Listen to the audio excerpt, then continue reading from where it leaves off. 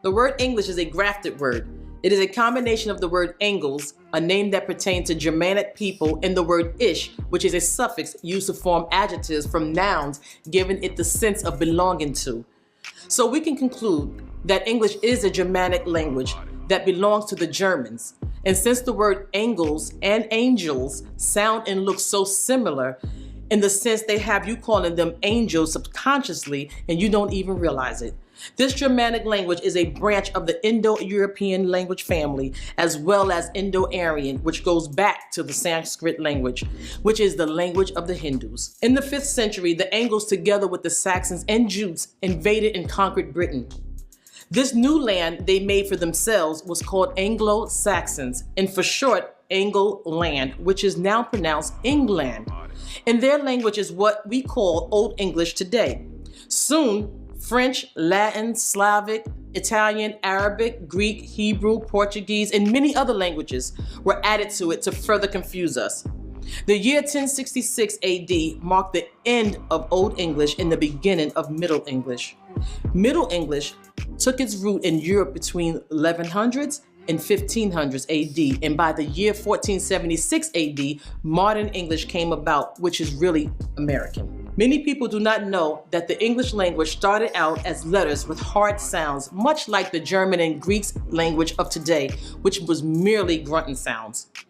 This language eventually evolved into what we presently speak. World leaders had planned to have the entire world speak in English, and thus it became the most widely used language in every country. It is no coincidence that most people in the world speaks English. Speaking this language, however, have helped to enslave the minds and bodies of our people world over, and it has been a tool of the evil ones to keep us trapped in a hypnotic spell by simply playing with words.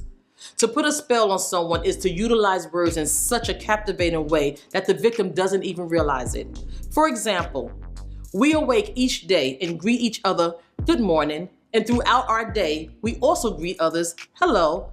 Now let's scrutinize this. A wake is a ritual in which family and friends view the body of the deceased and people are in great mourning.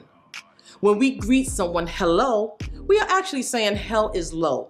Another example is in our leisure, we tend to watch television programs, and again, we are actually saying tell-lie-vision while we're being programmed.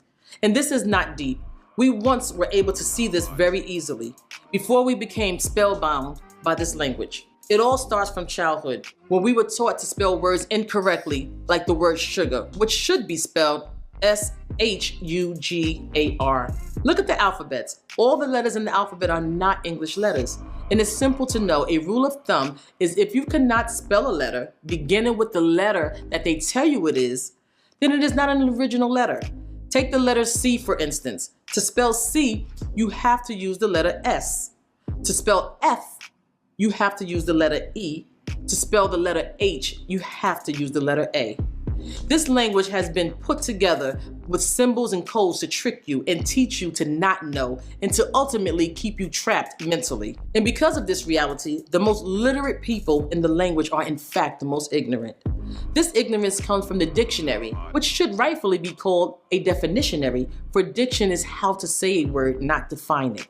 And even the word definition is a trick. Just look at it. Definition, to make you deaf to the true meaning of words. As you can see, the English language is a spell, and in order to keep yourself and your children from being victims of it, become a child again and relearn your language of tone. Mispatia. I am Hotep Ba Atun, and this is Back to the Basics. Like, share, and subscribe.